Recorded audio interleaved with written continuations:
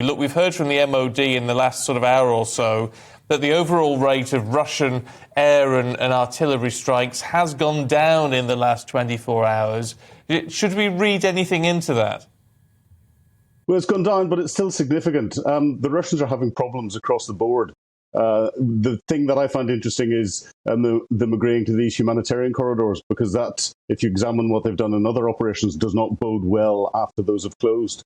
They did the same in Syria, backing Bashar al-Assad, and then went on to try and flatten the cities that they were in.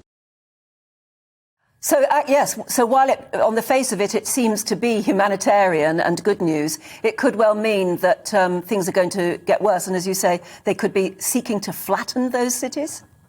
Yes, it allows Russia to resupply its columns and its troops, and it's got clear problems with doing that. It allows it to get its artillery into position where it can then prosecute artillery and indirect fire operations into the city. And they can say that they've achieved the moral high ground by allowing the civilians to evacuate. Well, that's no moral high ground when they've invaded someone else's country.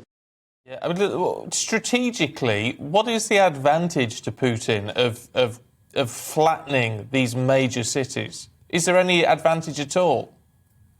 There's no advantage. Putin's caught in a dilemma at the moment. He was expecting this to be over within a couple of days, and it's not now. So he's now going back to his old playbook and what he's done everywhere else. So you look at what he did in Grozny in 2008, and he surrounded the city and flattened it. If you look at what he did supporting Bashar al-Assad in Syria, he's done the same. He's going back to his old playbooks again. And this is where the dilemma about the no-fly zone is fascinating. The difficulty is that at the moment, the war is confined within the geographic boundaries of Ukraine.